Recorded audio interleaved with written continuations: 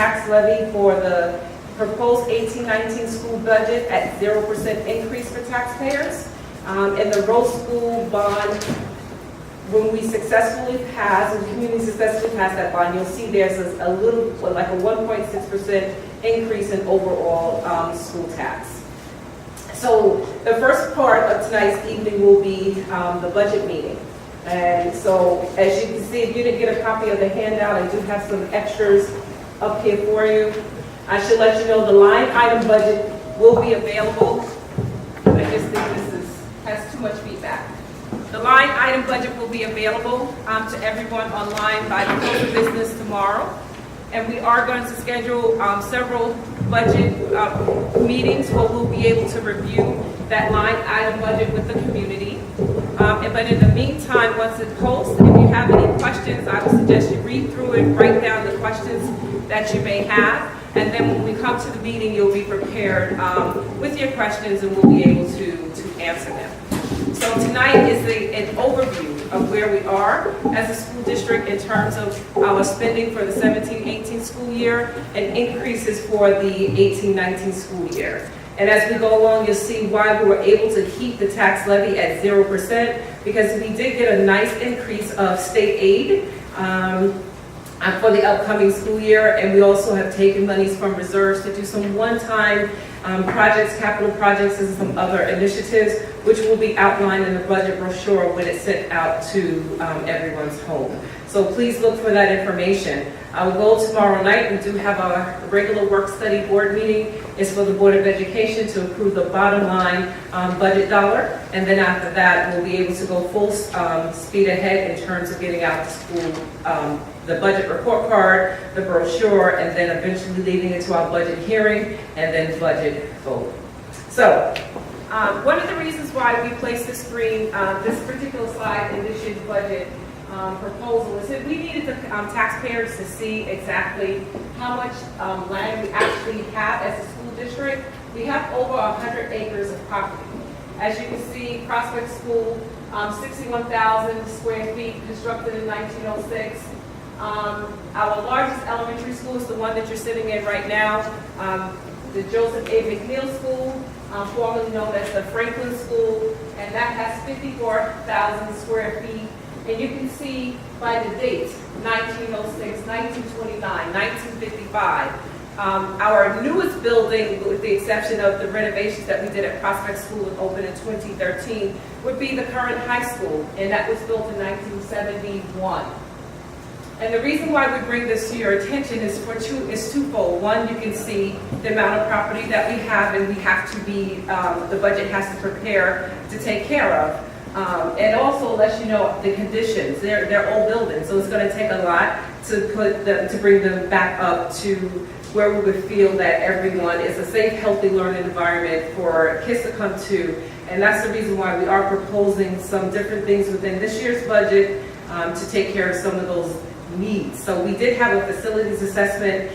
We walked to every, well, I shouldn't say me, but we had professionals to go to every single school and building that we occupy throughout the district, and they came up with the facilities assessments, and they've identified some very things that we need to put in place moving forward. So using that facilities assessment, we're going to look at what are our immediate needs, and we'll be able to address it by using monies in the budget for the upcoming school year.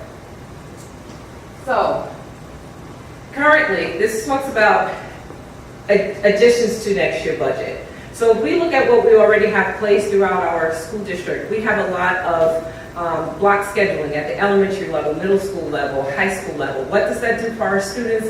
It allows us to give them more time on task. We also have built-in what we call academic intervention services, so the teachers are able to, within that block schedule, get to smaller group of students as well as individual students. It also allows us to have co-teaching models in place, not only in our special education classroom, but as well also too with E&L. So you'll see a lot of two teachers, professionals in one classroom, special education, as well as in our general education with the E&L teacher pushing in to help students that require services under Part 154. We were able to this year expand our math program. So all of our students in grades K through 8 currently use what we call the Go Math program. And we were happy that this budget was able to support that. So next year we'll be able to continue with that initiative because we were actually able to purchase a program over 3 years. Our middle school and high school is still using for ELA the Engaged New York modules, and our elementary schools are engaged in the units of study for reading, and that's by Lucy Calkins, which is a balanced literacy program, and it affords us to have a literacy block of 90 minutes every day, and with math we do have a solid 1 hour block for math. Right now what we're limited on in the elementary school are support staff, so that would be either a reading teacher or academic intervention specialist, RTI person, which is response to intervention. Right now we only have a few in the district. We do have 3 reading teachers in our kindergarten center, an AIS math teacher at the kindergarten center, and then we have 3 other reading teachers in the district to service. And we have, 7,600 kids in district. Elementary is about a little over 4 and change. So you can see we definitely do not have enough support staff for the number of students who require it. So moving forward to next year's budget, we were able to add some of those things that the public was, the community was calling for. We had a leadership summit, and in the leadership summit we talked about what are those things that are actually missing in our school district that will help bring our kids up to speed and make sure they're college and career ready. And we spent the day a Saturday, just brainstorming different ideas. And sometimes we worked in different mixed groups, and then other times we separated one of the parents, teachers, administrators, and so on. And the good part about it is everyone, even though we were in separate groups, we were all aligned. We talked about the health and safety, needed renovations in all of our schools. We talked about the support services that we needed in the school. We talked about how we could communicate better with parents, with the community. So in addressing, we were able to address a lot of what we talked about in next year's budget. So as you can see, some of the additions that we're talking about is bringing back our band and orchestra program to the elementary schools. Those of you aware, a couple of years ago, we had to cut those programs because the budget didn't support it. But we're happy to say we're able to bring back instruments to our elementary schools. And Franklin School was the only school that did have full-time orchestra, full-time band teacher because they were under a grant called the SIP, or the Socioeconomic Integrated Pilot Program grant, that afforded them the opportunity to have music teachers. But the other elementary schools only had a general music teacher, which meant they either got chorus or they, some did recorders, some did flutes, but they did not have any string instruments or wind instruments. So next year we'll be able to put that back in all of our schools. We'll also want to increase, as I talked about, the support services for students. So we're looking to hire response to intervention or academic intervention specialists. What else? Our in-staff developers. Right now we have plenty of teaching assistants in the district, but the problem is we use them for one-to-one aids. So we have about 55 of our teaching assistants that are assigned to a student. And in the past, those teaching assistants used to be assigned to classrooms where they were able to assist the teacher with small group instruction as well as one-to-one. So we're happy to say that this budget will be able to support that. Our goal is to make sure we have teaching assistants in all 1 and 2 classes. We already have it pre-K and K, as well as in a class that's over 30. We will also be able to support our high school students, our SITE program, that students with interrupted formal education. A couple of years ago, we had TAs that were working in a classroom in the lab settings to help those students. This year, we couldn't afford it, but we're happy to say we'll be able to provide that support to our high school next year as well. Some of the other additions, one of the things that came up was the idea of an RTI district-wide coordinator. Recently, our special education department was cited for us not having an RTI plan in place. But the irony of it is that RTI is a function of general education, not special education. But because so many students were coming to the committee without having RTI be able to identify those supports that they provided to the students before bringing them to the committee, we were cited. So to help our special education department, we all agree that we need a district-wide person to align our efforts in this particular area. Meaningful professional development. Our teachers are saying that they want to make sure that the PD that they participate in, they can immediately turn here in the classroom, their best practices, but most importantly, it's the same type of PD across the district, from elementary through high school. Looking at what the best practices are, training them, having support systems right in the schools, and we call that embedded support, for the teachers to have that person just to go back to and say, you know, how did I do? What else do I need to do? So the budget will be able to afford that next year. We have some alternative pathways right now at 100 Main Street, and we were lucky because we have the community schools grant that's currently supporting those initiatives. But next year we may not have as much of those monies available to us, but they're turning out to be a great service to the community and to students, and we don't want to lose them. So we are budgeting to make sure we're able to maintain them. So some of the programs that we already have in place there, GED or TASK program for our general education students, as well as a special program with Queensborough Community College for our ELS students. Then we have Career Tech program, and students are able to be trained. Mr. Park, what is it? What are the construction programs? And so when they, at the end of the construction program, they actually receive a certificate where they can use that certificate and, you know, and work. You know, they can be placed on a work site because they have all the credentials to do so, as long as they're working under a licensed person. So that's very exciting. The other things that we're talking about is expanding dual language program in all our elementary schools. Right now, Franklin School, once again, is the only school in the district that has a dual language program. Right now, they have grades 1 and 2. Moving forward to next year, we'll be implementing dual language in kindergarten as well as grade 1 in every elementary school across the district. The other program that we're going to be expanding is our inclusion program to include Barack Obama School. Currently, inclusion is, of course, at the middle school and high school, but elementary-wise is only at David Patterson, grades 1 through 4. Next year, it will be grades 1 through 5, and then we'll begin an inclusion program at Barack Obama. And for those of you who don't understand inclusion just means we have 2 certified teachers in the classroom with no more than 22 students. So you have a general ed teacher as well as a special education teacher in the classroom to provide services to students. And the last thing there is to make sure that we have our libraries or our media centers open at the secondary level in the evening, not only for students but also to service the community, because that was one of the things that we discussed at the Leadership Summit. Some people are saying, you know, not everyone has access to a computer, even though we have smartphones, but sometimes you just need to be able to sit at a computer. And they also was asking for like help in terms of resume preparing, prep and things like that. So we'll be able to have our media center open to provide services to the community as well as to parents. So, other additions to a budget are just normal things. You'll see this, and everyone talks about how healthcare is always on the rise. TRS is our teachers' retirement system, so we have to account for that. That's increasing slightly next year. There are monies in the budget for salary increases, contract negotiations, for new instructional staff, energy performance contract initiative, and when our DBS will come up, they'll talk a little bit more about that, and then some of our capital project size improvement initiatives. So, I'm going to bring up our Assistant Business Manager, Ms. Bridget, and she's going to walk us through the next part of the presentation.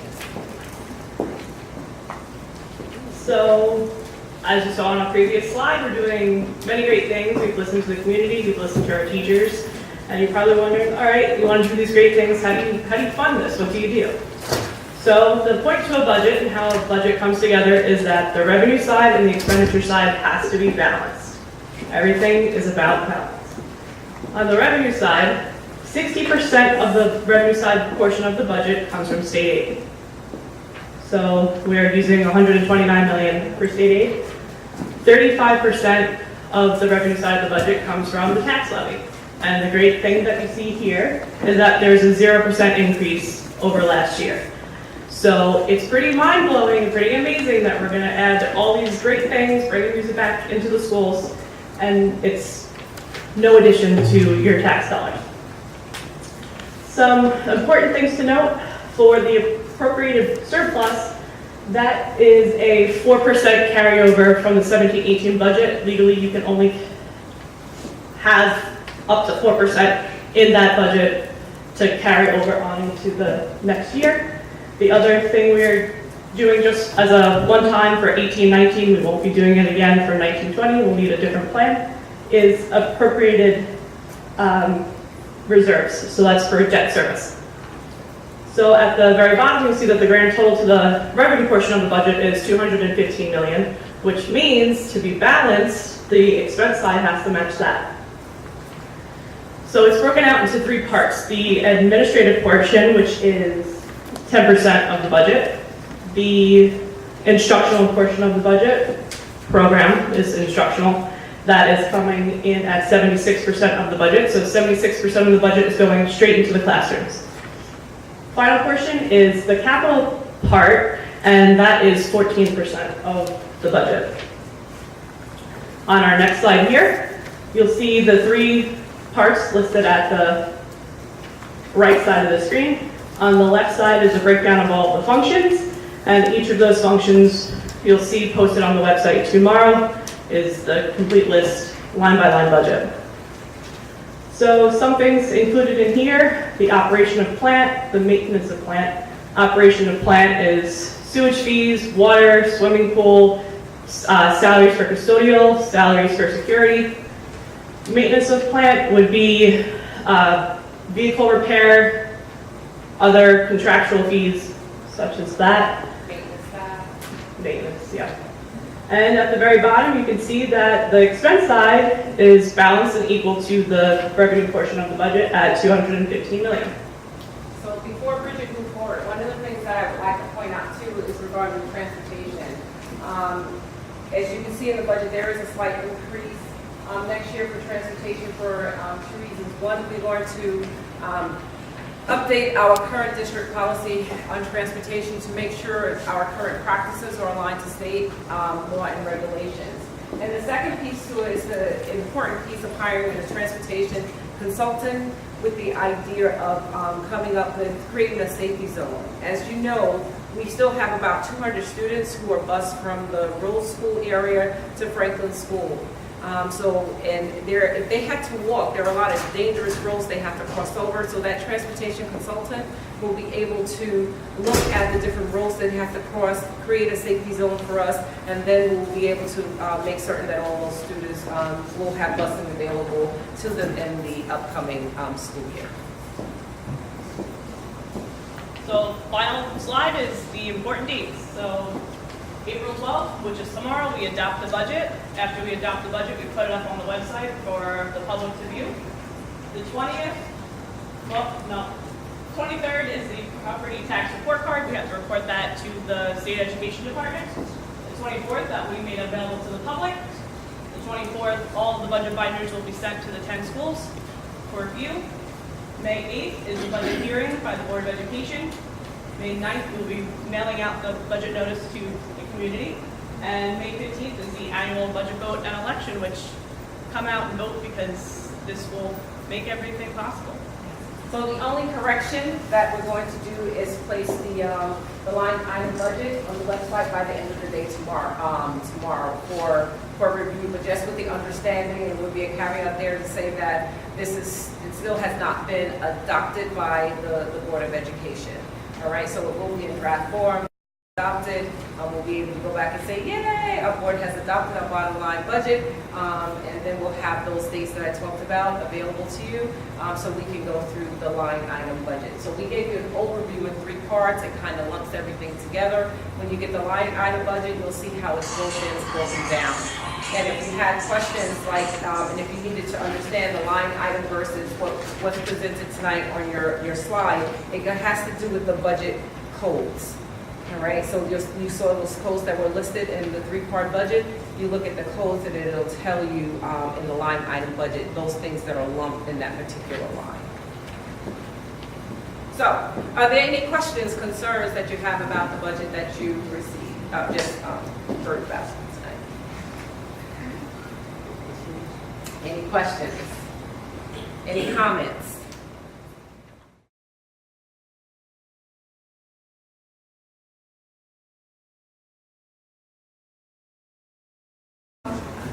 These are architects. They're going to present to you the proposed bond for the new Rhodes School. And there was a question being asked, is it a renovation or a new building? This will be a new building. I know Prospect was a renovation and addition. However, Rhodes is totally new. So what the building you see now will come down, and we're not even going to build it in the same place.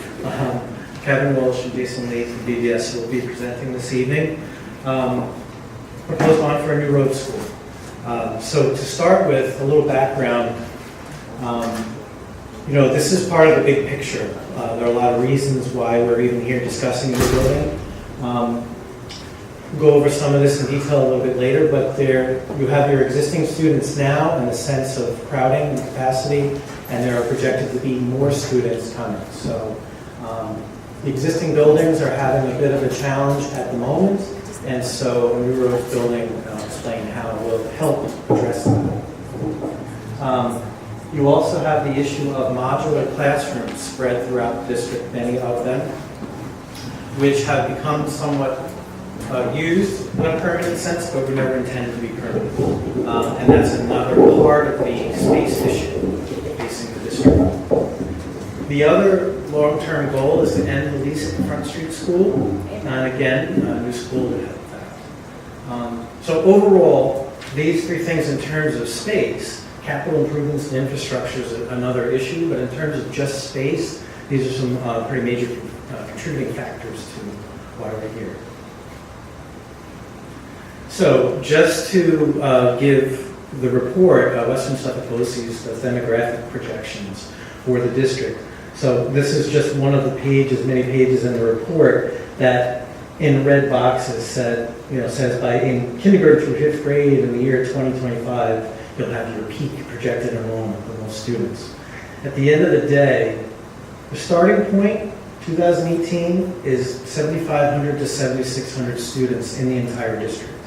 What Western Suffolk BOCES is telling us is that by the time we get to 2025, we're going to add over 1,200 students K through 12 to what currently exists. And when you add pre-K, because pre-K is not in this particular chart, you have a total increase of 1,520 to get to just over 9,000 students. So this is the documentation of what's projected. These projections are what are used by the State Education Department in terms of understanding building aid and space and all those types of things. So it's a very important document. We've gone through all of the buildings. And when you talk about the capacity of the building, it has everything to do with how you're using it right now.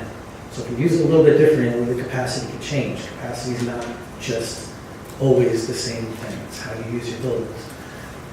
The top talks about where we are right now with 7,500 students and how they're distributed at the different buildings now. You have kind of a two-part issue. You have enrollment and more students coming. Then you have the other issue of there are all of these modular classrooms from different time periods going all the way back. There's some discussions all the way back to the 60s and 70s and on. And then you have the existing buildings that are not modular classrooms. And what you can see is, when you look at this yellow, this talks about the buildings including the modulars. And a percentage is given of capacity. What does that mean? The target is 85%. That's what we would like to be. We're at 109% now, including all of the modular buildings. Those modular buildings were removed, and you had the original buildings, you'd be at 135%. There are that many classrooms that are modular. The bottom of the page shows if nothing changes, you just stay as you are and all the kids come, almost 9,100 students, you go from 109% overall to 130, including the modules. So it shows the problem. and really kind of off the charts if you take the modulars away. So again, we're kind of understanding what the context is for space. So just to recap, space issues are related to projecting increasing enrollments, which we went over, the existing buildings, modulars, and sites. How do these buildings function? How are they laid out? How much of them are modular versus original building? Who's where are the grade levels? Where's pre-K? Where are the different grade levels, and how does that work on each site? How could it be better? The capacity of each building, which we talked about, how many students are actually in there versus the capacity. And then finally, as we move forward, you have your existing properties and your existing buildings, and students are in there now. So how could you do construction while the students are in there to any great magnitude? That becomes a conflict.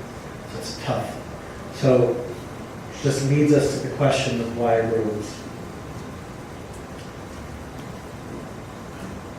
So the top of the page, again, what we just kind of went through is contributing factors and how the Rhodes building can solve it. So right now, obviously, Rhodes doesn't have anybody in it. There are no students, there are no people. The site is not being used. So you can do whatever you need to do with demolishing the building. That can happen without affecting any students or anybody.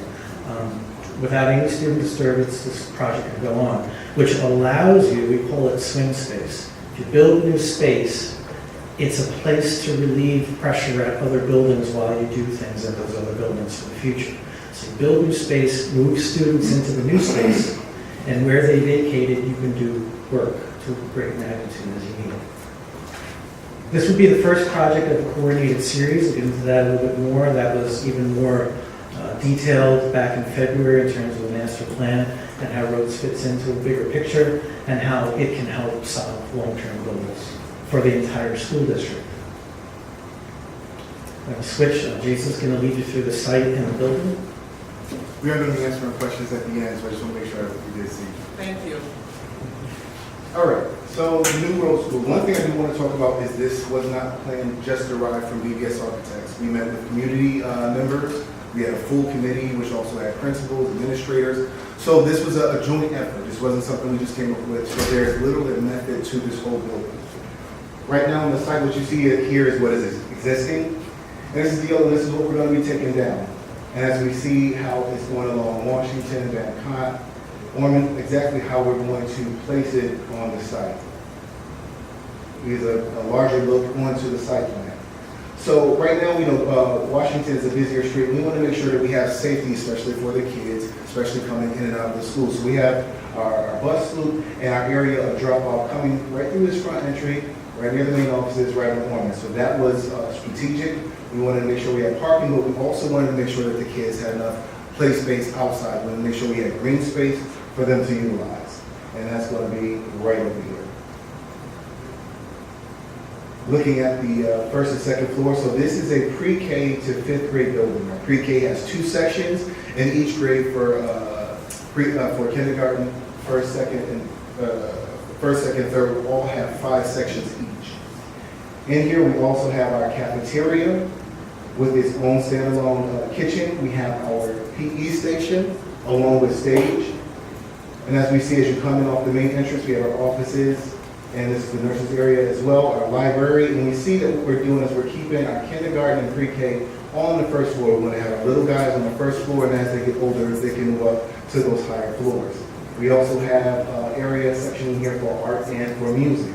Moving up to the second floor, we have our first grade and second grade. We also have the ability to have STEAM in this area. We have our special education, our ESL, 2 sections of those each. Then as we get to the third floor, we see grades 3, 4, and 5.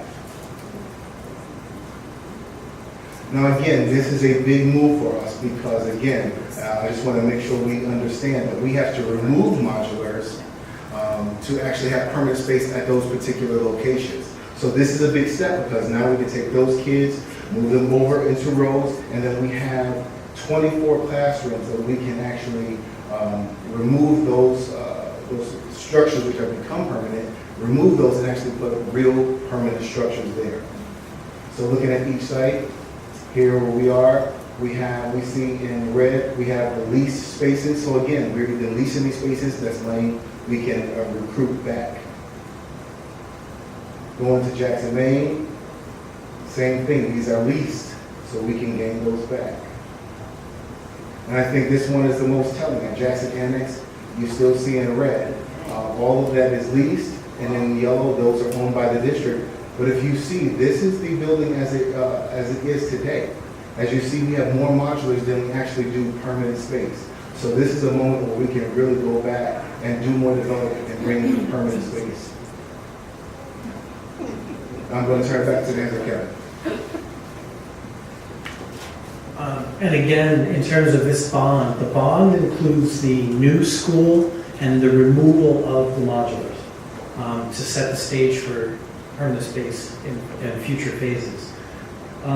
So the vote amount of those combined is 46.8. That's what you'll see on the ballot.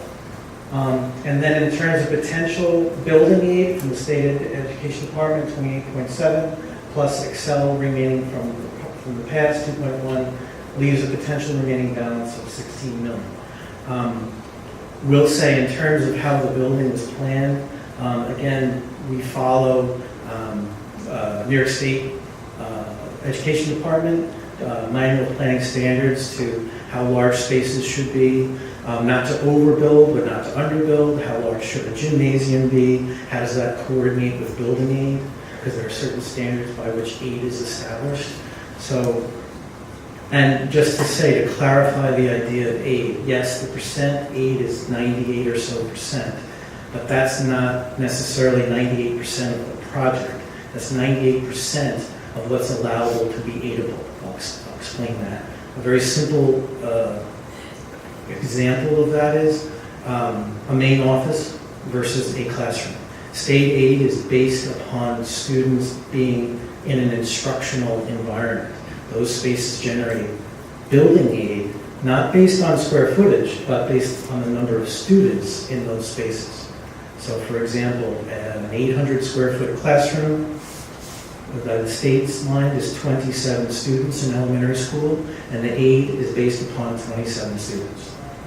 A PE station for elementary school is almost 1,900 square feet, and that's what we're building. But it still gets aided on the same 27 students because one class is in there using the space. So the aid is not attached to the square footage, it's attached to the students. And that's why you don't get aid on corridors, the main office, and that's why it's not 98% of the total above. That's that explanation.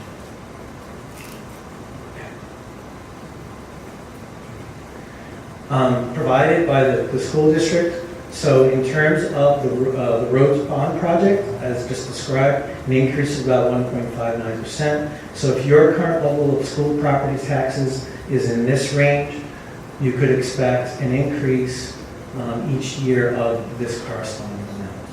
So that would be the tax implication of the project.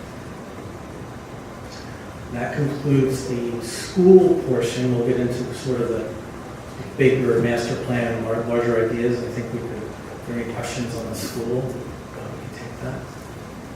How long would it take to build that? Okay, so I'll get to that. You'll see that it will be occupied in September of 2021. A successful vote in May of 18 will lead to a building with students in it in September of 21. So if I'm in the range of $10,000 a year that I'm paying towards school property taxes, my increase is $159 for the year? Yes. So that 46.8 million and all that has been calculated. Now, does it increase every year, or is that, well, no, it would increase depending on the increase in When the borrowings happen, it'll be phased in. It won't be all at once, it depends on when it gets borrowed, and then this becomes the ultimate result when it's all in. But all of those, what do you call those things? Modular? Yeah, all those will be gone. At the three schools we listed, so at this school, at Jackson Annex and Jackson, Maine, because those are the 3 buildings that are in the Rhodes catchment area. So those are the schools that once we build new space, we build that first. The modulars are still here until that's done, right? And then you take the students, move them, and then you can remove the modulars at the end of the project. And you're gonna build permanent. And that would be the end of this bond. And I'll say that there's the idea of successive after that to address then what's new at those 3 schools. And I'll get into that a little bit more.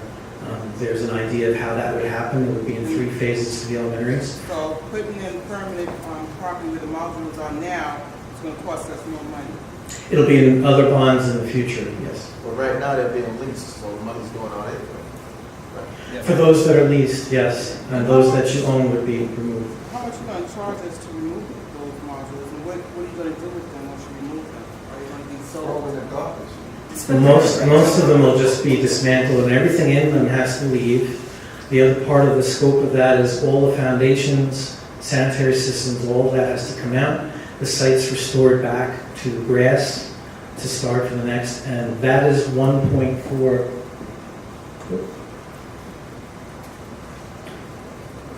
The removal of the modulars is 1.4 of the total, 1.4 million. What So do you, like you said, what do you do with the module when you remove them? Are you resell them that this we can I don't have? think that yeah, probably not in the condition, they'd probably be demolished and removed. Yeah. And those that are leased, you can consider that to be something to do, but they're leaving the site. So it takes an effort and a contract to set up. We don't own them anyway, they're leased. No, So right now, we do own, we were gifted the modules at Barack Obama and there's another school. So we now do own those module classrooms, because we could no longer lease them. All right, so that is coming, so that was a little savings that, we'll see in terms of the lease space for modules. One of the other things, so we could just stop at the Rhodes School project, right? So that would fix some of our issues. We'll have a brand new facilities, which our kids would deserve, right? They really do deserve to be in a brand new building. We would see the portables disappear at Jackson Annex, Maine, and Franklin School. However, we still have the issue with, now what about the grade 6 students who are still sitting in portable classrooms? What are we going to do with the middle school?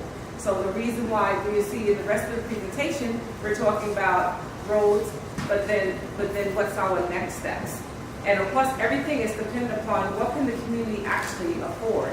We can't, as a community, lobby for more money, say, listen, our community deserve it. How can you give us more money so it can be less of a tax burden for the taxpayers? Because we do have to do something else. Because how much longer can we educate our 6th grade students in the portables, right? So we're fixing one problem with the building of roads. It is great because one, it's no longer an eyesore for the community. And, believe it or not, it will drive down the property, the value of your property just because you have this huge abandoned building in the area. And the people in that area, they stopped one of our custodians one time and said, when are you guys going to do something with this building? As residents, we're sick of looking at it. But it'll solve one issue. But then we have to really think about our next project. We have not had a big building project in the district since Prospect, right? And Prospect is our kindergarten site. So we have to decide what's next. So once we get through the bonds, the Rhodes School bond, then we can reconvene that committee. I don't know if any of you in the room was part of that committee besides I know we were. But we will reconvene that committee and we'll look at all other options and then make a determination, bring it back to the community. We think that this is a good next choice or that may be a good next choice. What do you think? And then collectively we can make a decision as to what's next. So if the project is approved, will you? So beyond roads, as we've been discussing, not everything can be done at once. We know the magnitude of the entire district, and roads is one part of that. So what is that master plan? Again, this is kind of an abbreviated version of what was presented in February. So in terms of the elementary schools, what's the first step plan? What are we accomplishing? So we build new elementary school. Our goal is to remove the modular classrooms. We will have additions and alterations at remaining schools. I'll get into the phasing of that in a minute. And the goal is to end the lease at the Front Street School. In terms of elementaries, that's the overall. That's part of the existing bond? Or the future part? The existing bond will take care of the new elementary school, and it will also remove the modulars at this building and Jackson Main and Jackson Annex. In terms of the secondary schools, so again, can't do everything at once, and what can the community bear? So in terms of that, while the elementaries are being dealt with as part of the first step, can we give relief to the two secondary schools? So there has been discussion within the district that if you could remove a grade level from each of those buildings, it would greatly assist the functioning of those two buildings. And that would be to, you know, as a temporary movement of students off-site. And that there would be future additions and alterations at those schools in terms of a master plan. Again, I'll get into how that might phase a little bit later. And at all times, again, I mentioned it earlier, that everything about space is one conversation, and at all times is a conversation about infrastructure. That as mentioned, that there's now money in the budget. There are grants happening, there's work being done constantly in terms of dealing with the older buildings and their infrastructure. And then there's the concept of an energy performance contract, which is not a part of the bond's independent endeavor. Right. So as the superintendent was talking about the budget, one of the line items is for energy performance contract.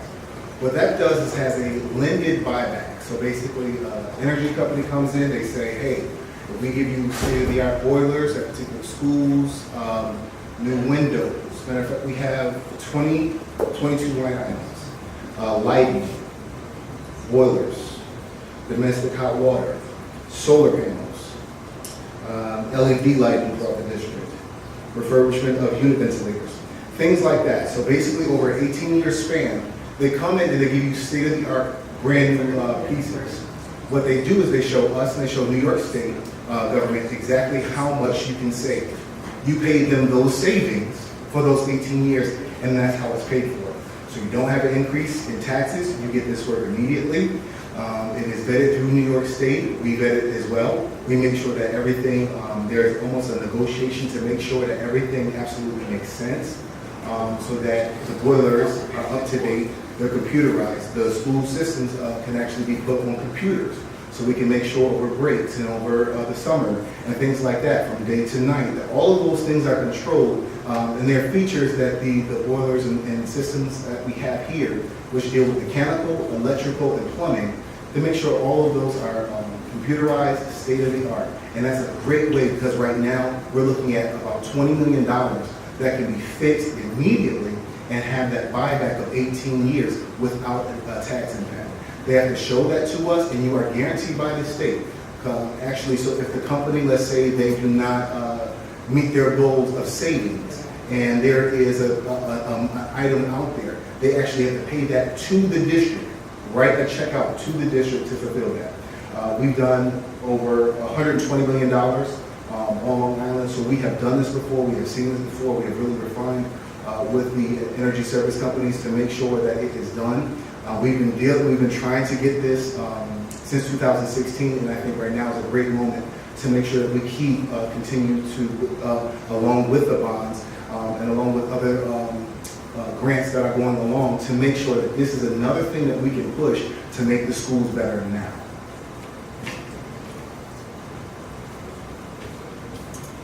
Okay, as mentioned before, also, there'll be a committee that's going to take on this greater, longer master plan idea and look at different options. And again, as always, you try to know what is. We'll analyze exactly what we have, how it works, how it doesn't work, in order to suggest what it could be in the future. So part of the charge of that committee will be, and again, none of this is set in stone, these are just big ideas as a starting point, that to maintain neighborhood elementary schools is kind of a goal that's been discussed, and that pre-kindergarten would be at those neighborhood schools, so it would no longer just be in one location. It would be spread out throughout the community. So right now, kind of live in this type of configuration of how the schools are set up by grade level. So when we're looking at kind of three options for long-term, the first discussion is, are the elementary schools pre-K through 5, or are they pre-K through 6? Obviously, if they're pre-K through 6, it helps out the secondary schools, because it takes a grade level away, but it gives a little more stress to the elementary schools to take that whole grade level on district-wide. So there's this discussion to be had there. In terms of the secondaries, you could just remain as you are in a pre-K 5, 6-8 middle school, 9-12 high school. If you do move the 6th grade down to the elementaries, there could be two options, that you have a 7-9 middle school and take a grade level out of high school and make it 10-12. Or another discussion was, could you have two secondary schools? Two 7-12s, doesn't mean they'd have the same number of students, it'd probably be proportionate, the buildings are different sizes. And that there's been discussion of how that would affect walking and access. So these are some kind of big ideas for the committee to discuss and come up with recommendations. Right, but we're not here We're not yet, here yet. right? So we're really focused on roads and then this is potential, okay? That's good, all right. Second to last is an idea of timeline. So you vote May 18 for Rhodes to occupy in 2021 to answer the question from earlier. Moving 8th and 9th out, it could happen perhaps as quickly as September 19, again, this is the district discussion. And that then in successive votes later. So these are the three buildings where we're taking modulars away in the Rhodes project. So they would be the first buildings to receive building additions. So the students would move to Rhodes, the modulars would come down at the two Jacksons and this school. Then in a bond that could vote in 2020, you could then have additions and alterations at those schools, that then clears the way. Once that space is built, you could then take down the remaining modulars at the other three elementary schools. And then the last step would be additions and alterations at the remaining Patterson, Obama, Marshall. And then Front Street could close, and you'd be done with your elementaries in a 3-phase series of bonds. And as it's set up at the moment, if we have a vote in May of 18 now, occupancy in 21, if this follows through in this timeline of votes, you then have 21, 22, 23. Each September would be the completion of another phase. So by the end of, into September of 2023, you would be completed with the elementary schools in this possibility. Middle school and high school could happen any time, but just in terms of not everything at once, and giving relief in the interim while elementaries would be handled. Could you have a vote in 2022? It's another year out because these are larger projects, but that could be action and vote to occupancy. So this kind of just puts those ideas into context of time of how things could happen. And again, just finalizing that, again, a successful vote in May of 18 for Rhodes would provide a brand new building for September of 2021. And so what we want you to leave here with is what? The cost, right? To the actual impact to taxpayers. Yeah. Thank you, Michelle. All right. Right there. Okay, right there. All right, so, yes, sorry. The potential money that we would get for the bond, The state aid, yes. state aid, what happens if we don't get that? Is there anything we can do as residents to push for it? Yes. Or So- we get even more? Because I would like to see a bigger building. Oh, absolutely. We can talk to our, the politicians in which we currently have. We have the deputy speaker and other people that we can speak with and talk about, listen, can you help us, so that we're not feeling this burden as taxpayers. So absolutely, there's stuff that we can do. So when we say potential, because it's built, that aid is calculated based upon the use of the instructional space for the school. And then you have to say potential because you don't know if things will change at the state education department. But I think we did it at like the minimum when we calculated the state aid. You want to tell them just how we calculated it? Yeah, again, in terms of state aid, as I was saying before, it's based upon students in instructional environments. So when we go through the building plan, each of your kindergarten, first grade through fifth grade, every classroom will get aid. Your special education classrooms would get aid. We've had conversations with the state, with project managers at the state, to know your physical education spaces. You have 2 of them. They would each get aid. We can get aid as an elementary school for the cafeteria and also for the library. So all of the teacher conference is the term to use, which is really your support spaces. Resource, AIS, things like that. We can get aid for those, and that's all based upon the number of students in those spaces based on state education guidelines for how many students in space and square footage. And we're excited because we can get a brand new building. Are there any other, thank you guys, are there any other questions? Well, I want to thank you guys for coming out tonight. Like I said again, there will be more presentations that'll happen, more budget presentations. You can give we'll have a better understanding of the line by line in the next couple of weeks. Visit our website. Probably Friday is the better day to visit to see the line by line budget that'll be placed there probably by the end of the day tomorrow. And I want to thank everyone for coming out, but most importantly, to spread the word and let everybody know what we're trying to do for our students. We're trying to build a better future for every student in Hempstead schools. It's time, they deserve it, so please spread the word. And if you know of any way in which you think you can help assist us in getting the word out, please let us know.